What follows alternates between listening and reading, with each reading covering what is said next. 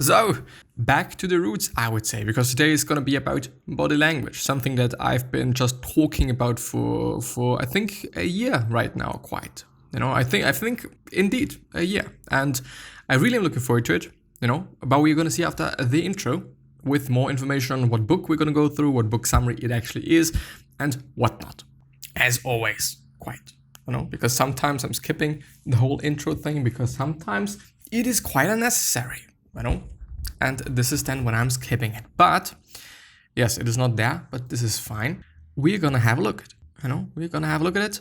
And there it is. We're gonna go through what everybody is saying by Joe Navarro. And Joe Navarro is an ex-FBI agent, as the book cover says. And it might just totally be the case that I've already went through this book, because I've went through so many resources on body language because it is such an interesting topic, and it could definitely be the case. But even if I've gone through it, I think that it is fine, and I'm also fine with it. So whether I've gone through it or not, I'm just gonna enjoy this one, I know. Because, I don't know, when it is about communicating things and when it is about noticing things, it's always good to know more. High-level thoughts. And by the way, the link to this summary is as always going to be down in the description and also in the show notes if you're on the podcast. But yeah, extremely useful for learning to interpret other people's body language. One of the best books on the subject. After you read it, you'll be totally noticing these little cues everywhere. It will be impossible to unsee them, which is something that I do not necessarily want to say about the summary because it is way shorter. And yeah, nonverbal behaviors comprise approximately 60 to 65% of all interpersonal communication, and during lovemaking can constitute 100% of communicating between partners. Yes, indeed. Because if the face is a little bit weird, then there's something going on. And if there's something like, I don't know, body language is always good, and I don't know, it's good to notice things that people wouldn't say, because then you don't actually have to ask, unless you actually really want to be sure. But if the signs are pretty sure and pretty concrete, then you can be quite sure that that this person might like you, that this person might just definitely not like you, and all these things. So think about it. Eye blocking is a nonverbal behavior that can occur when we feel threatened and or don't like what we see. Squinting, as in the case with my classmates described above, and closing or shielding your eyes are actions that have evolved to protect the brain from seeing undesirable images and to communicate our disdain towards others. What is disdain? And it already starts just so interesting to me. Derision, disrespect. Oh, I see. 10 commandments of reading body language. The first one is be a competent observer of your environment, which is always going to be important, because if you don't see things, you just can't also see body language. Commandment 2, observing in context is key to understanding nonverbal behavior. Indeed. Commandment 3, learn to recognize and decode nonverbal behaviors that are universal. Learn to recognize and decode idiosyncratic nonverbal behaviors. When you interact with others, try to establish their baseline behaviors. Always try to watch people for multiple tells, behaviors that occur in clusters or in succession. Well, I don't know. It's important to look for changes in a person's behavior that can signal changes in thoughts, emotions, interests, or intent. Learning to detect false or misleading nonverbal signals is also critical because, of course, if it is something that's not the truth and you still believe it is the truth, then it is something that's pretty bad and not good and something to look out for. The 9th one is knowing how to distinguish between comfort and discomfort will help you to focus on the most important behaviors for decoding nonverbal communication. And the 10th and last one is when observing others, be subtle about it. And don't be like, wow, this just person is doing this one and this one, so this person just absolutely hates me, because it just might totally not be the case. Officer McFain's detailed observations became the basic for a landmark US Supreme Court decision known to every police officer in the United States. Since 1968, this ruling has allowed police officers to stop and frisk individuals without a warrant when their behaviors telegraph their intention to commit a crime. In order to ensure our survival, the brain's very elegant response to distress or threats has taken 3 forms. Either we freeze, or we flight, or we fight. Like other animal species whose limbic brains protect them in this manner, humans possessing these limbic reactions survived to propagate because these behaviors were already hardwired into our nervous system. And just as I've been thinking about it, I do believe that at this point in time, the freeze one is one of the most often occurring ones, because if somebody asks you something that you're really not prepared for, then you're gonna freeze. It's gonna be like, what did you say? And there's gonna be a few seconds or a few moments of very silence. And after that, we're probably gonna be like, what did you say? Or it is gonna be, I'm sorry, could you repeat that? And all sorts of things, you know? In reality, the way animals including humans react to danger cues in the following order: freeze, flight, and then we fight. If the reaction really were fight or flight, most of us would be bruised, battered, and exhausted much of the time. Consistent with the need to freeze when confronted by a threat, people being questioned about a crime will often fix their feet in a position of security. Interlocked behind their chair legs, yes, and hold that position for an inordinate period of time. When I see this type of behavior, it tells me something is wrong. This is a limbic response that needs to be further explored. The total effect, shoulders rise towards the ears, is often seen when people are humbled or suddenly lose confidence. Really? So, I mean, like, well, you know, there is a little bit of a huge spectrum between being humbled and losing your confidence. You know, the first one is good, the second one is like, or is humble even good? I don't always remember. Respectful, differential. Yeah, I do. Yeah, I think, yeah. So, interesting though. People lean away from each other subconsciously when they disagree or feel uncomfortable around each other. Yes, indeed, because there is then much more distance between you and the other person. So, something to do if you're a student, and if you're listening to your teacher, lean fucking forward as much as you can. Because the teacher then thinks that you're fucking interested in whatever he or she is talking about. Whether you're really just thinking about it or just listening, I don't know. Of course you should. I do not want to say that you shouldn't, but it's just a nice little trick or thing. And I think that it works. I'm not quite sure, but I think. Eye blocking is a very powerful display of consternation, disbelief, or disagreement. Pacifying behaviors. Neck touching and or stroking is one of the most significant and frequent pacifying behaviors we use in responding to stress. When women pacify using the neck, they often do so by covering or touching their suprasternal notch with their hands. Yeah, I thought about that. Like this one. Interesting. What is pacifying? Is it like just being appears calm down, pacifying behaviors? Pacifying, most significant, okay, I see. Covering of the neck, dimple, or simply, dimple pacifies insecurities, emotional discomfort, fear, or concerns in real time. Playing with the necklace often serves the same purpose. Because yes, indeed, if you're doing that, then you're covering your most important parts of your body. You know, if you're doing this, then you're very close to your body, you know? And if you're just playing with the necklace, then I can't fucking attack you. I can't fucking kill you and just rip off your fucking neck. I couldn't do that because your hand is there. And this is also one of the reasons why especially I think women, but I think people in general, if they're exposing their neck to you, then it is a good sign because they are comfortable around you and they are,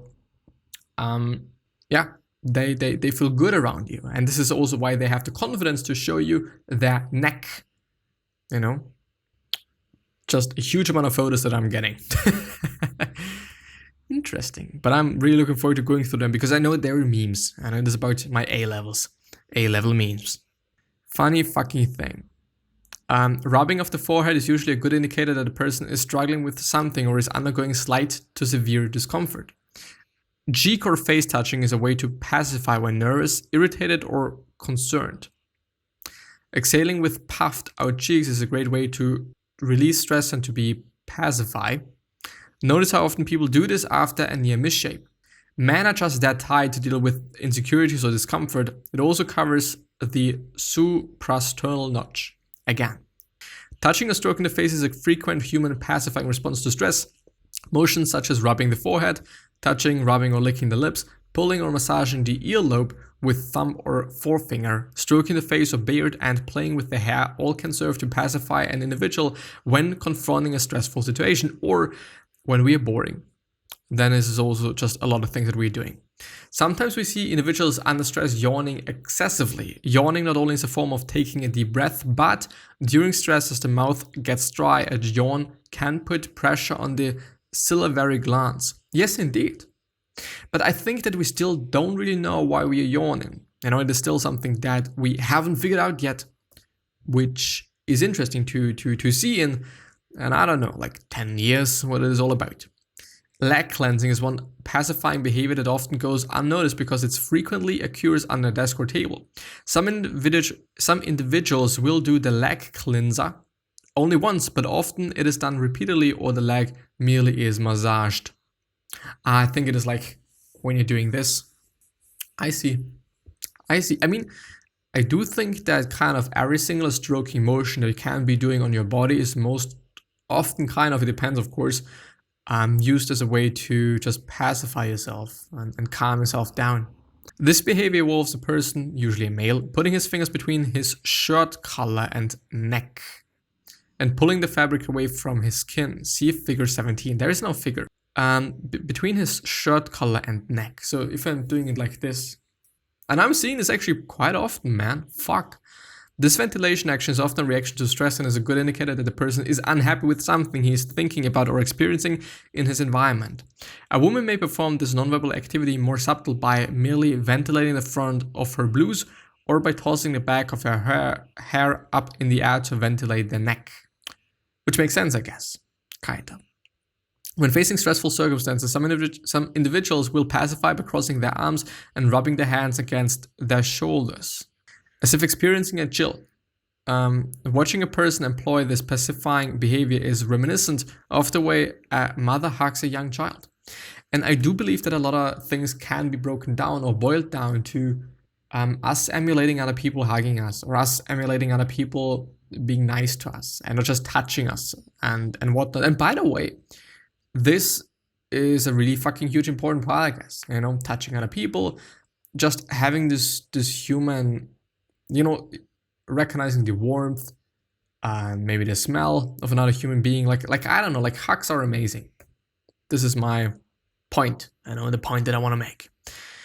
In order to gain knowledge about a person through nonverbal pacifiers, there are a few guidelines you need to follow. The first one is recognize pacifying behaviors when they occur. I have provided you with all of the major pacifiers. As you make a concerted effort to spot these body signals, they will become increasingly easy to recognize in interactions with other people. As it is with a lot of things, if you're concentrated on them, and if you're concentrated to also see them, then it is going to be easier. Establishing a pacifying baseline for an individual. That way you can note any increase or intensity in that person's pacifying behaviors and react accordingly. When you see a person make a pacifying gesture, stop and ask yourself what caused him to do that. The individual feels unease about something. Your job as a collector of nonverbal intelligence is to find out what that something is. The fourth, understand that pacifying behaviors will almost always are used to calm a person after a stressful event occurs. Thus, as a general principle, you can assume that if an individual is engaged in pacifying behavior, some stressful event or stimulus has preceded it and caused it to happen. Yes, which is also, I think, a good indicator to not be a fucking asshole and be more nice and stuff. The ability to link a pacifying behavior with a specific stressor that caused it can help you better understand the person with whom you're interacting.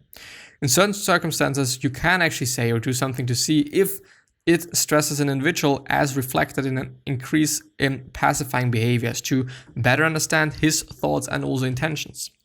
The seventh one, note what part of the body a person pacifies. This is significant because the higher the stress, the greater the amount of facial or neck stroking is evolved. And the eighth one is, remember, the greater the stress or discomfort, the greater the likelihood of pacifying behaviors to follow. But of course, you could also just, turn that quote unquote upside down and be like, well, if this person is, as he also pointed out before, if this person is stroking a lot of necks, not only his, but also just other people's, then I'm just joking. Then this person might be unease. Quite. Feet and legs. This is a pretty good one, but do I want the torso? We will see. I do just actually want to go through all of it because I just want to know it myself. Having conducted thousands of interviews with 40 FBI, I learned it to concentrate on the subject's feet and legs first, moving upward in my observations until I read the face last.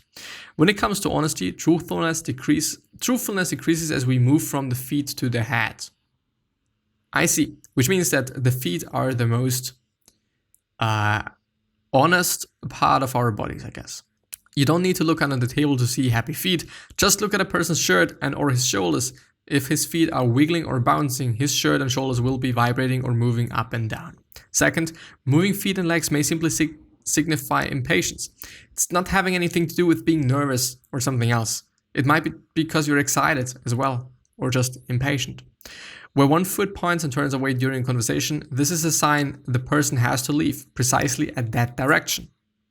This is an intention cue. Clasping of the knees and shifting of weight on the feet is an intention cue that the person wants to get up and leave, which would at least make sense, you know. When we are excited about something or feel very positive about our circumstances, we tend to defy gravity by doing such things as rocking up and down on the balls of our feet or walking with a bit of bounce in our step.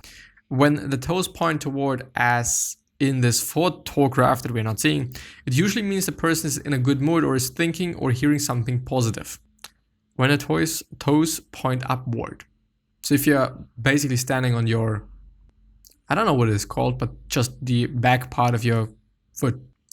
We normally cross our legs when we feel comfortable. The sudden presence of someone we don't like will cause us to cross our legs because, once again, and this is a common theme that we are gonna see and that I've also seen throughout the months and throughout the year, is that when we are feeling comfortable, then we let ourselves attack us. It's been the exact same thing with the neck. If you show your neck, there's vulnerability. And you would never ever do this with a person that you're not just comfortable with. But you also gonna just stay in a very imbalanced way if you're fine with the person, because you know that the person is not gonna do anything. But if you know that maybe the person is gonna do something, then you're gonna just use both your fucking feet, or you're gonna stand very broadly and you're gonna be just secure. Maybe you're gonna have your arms crossed, some of these things, you know? In other words, we cross our legs in such a way so that we tilt toward the person we favor. This can provide some interesting revelations during family gatherings. Well, yeah. During courtship, and particularly while seated, a woman will often play with her shoes and dangle them from the tips of her toes when she feels comfortable with her companion. When I first meet someone, I typically lean in, give the person a hearty handshake, depending on the appropriate culture norms in the situation, of course, make good eye contact, and then take a step back and see what happens next. One of three responses is likely to take place. The first one, the person will remain in place, which lets me know he or she is comfortable at that distance. Secondly, the individual will take a step back or turn slightly away, which lets me know he or she needs more space or wants to be elsewhere. Or the third one, the person will actually take a step closer to me, which means he or she feels comfortable and or favorable toward me. I take no offense to this individual's behavior because I'm simply using this opportunity to see how he or she really feels about me. And this is also one of the main reasons why I'm even going through it. Knowing what people think about you without asking them. It's an amazing thing. Because if you know that they're stepping back, they're looking away, they're having crossed arms, they're covering everything that's coverable, then you know, okay, this person does not really like me. But if it is like, okay, leaning forward, being relatively close to you, and all of those things, then you know that this person is quite fine with you, and quite fine with the distance, and quite fine with you being in their just private space. Reminds me of something, but I don't remember it, unfortunately. When a person talks to you with feet pointed away, it is a good indicator this person wants to be elsewhere. Watch for people who make formal declarations in this position, as this is a form of distancing. When an individual suddenly turns his toes inward or interlocks his feet, it is a sign that he is insecure, anxious, or feels threatened. Because of course, we're covering ourselves. We're always covering. If our feet are like this, then we're not covering ourselves. But if it is like this, then we're covering ourselves. Yeah. The sun locking of an ankle around the legs of a chair is part of the freeze response and is indicative of discomfort, anxiety, or concern. You should always be on the lookout for multiple tell clusters that point to the same behavioral conclusion. They strengthen the likelihood that your conclusion is correct. Which does not mean, by the way, that it is going to be the right thing. The torso. This is the next one we're going to go through, and then the last one is going to be for the next time. So the torso. Is it actually all right there? Yes, it is. Not only do we lean away from people who make us uncomfortable, we may also blade away, turn slightly by degrees from that which does not appeal to us or we grow to dislike. People lean toward each other when there is high comfort and agreement. This mirroring or in-so praxis starts when we are babies. A sun crossing of the arms during conversation could indicate discomfort. The question is not whether something is wrong, nor does this posture mean they are blocking the teacher out. Arms intertwined across the front is a very comfortable pose for many people. However, when a person suddenly crosses arms and then interlocks them tightly with a tight hand grip, this is indicative of discomfort. Splaying out as a territorial display, which is okay in your home, but not in the workplace, especially during a job interview. What is playing out? Well, anyway. Watch two people who are angry with each other. They will puff out their chest just like silverback gorillas. Although it may seem almost comical when we see others do it, puffing of the chest should not be ignored because observation has shown that we people are about to strike someone, that chest will puff out. Insane fucking thing. Shoulders rising towards the ears cause the total effect. Weakness, insecurity, and negative emotions are the message. Because of course we're covering ourselves once again, by the way. When excited, we don't restrict our arm movements. In fact, our natural tendency is to defy gravity and raise our arms high above our heads. When you are upset or fearful, we withdraw our arms. Sometimes called the regal stance, arms behind the back mean don't draw near. You see royalty using this behavior to keep people at a distance. Really? I always thought it's like, okay, I'm fine with everything because I'm so fucking vulnerable. One territorial behavior used to assert dominance and project an image of authority is known as arms akimbo. This nonverbal behavior involves a person extending both arms out in a V pattern with the hands placed thumbs backward on the hips. I see, like this one. Yeah. Interlaced hands behind the head are indicating of discomfort and dominance. Usually, the senior person at a meeting will pose or hood this way. Yes, quite. Because, once again, I think they're comfortable. Like, just come at me, I don't fucking care. Fingertips planted spread apart on a surface are a significant territorial display of confidence and authority. Like this? Like, having it like this? Huh? It could be, I don't know, but it is so interesting. I would actually like to, maybe I'm actually going to go through it on my own. Yeah, I think I'm actually going to do that then, but I can't record it because I'm already 25 minutes in. But yeah, with that being said, I wish you the best health of happiness and also success, and I also hope that you're going to remind yourself and you're going to be remembered, which basically means your legacy basically means just being a nice person and then also being remembered as a nice person, which is always a good thing. 3 other questions that I'm having for you are, why are you here? What are you trying to change? And what is bothering you the most? These 3 questions are hopefully going to show you your purpose and maybe even a business idea, which is kind of the optimal thing that can happen. Not even kind of, but it is. Well. Something else? Is there something else? Yes. The question of the day. And the question of the day is, could you be doing something? Could you make something? Could you change something? Could you create something? Could you learn something? Could you whatever that is going to make somebody's day? Because I think you can. And we also all should. But yeah, I'm going to see you the next time. Thank you very much for everything. I just truly appreciate that. And I'll see you.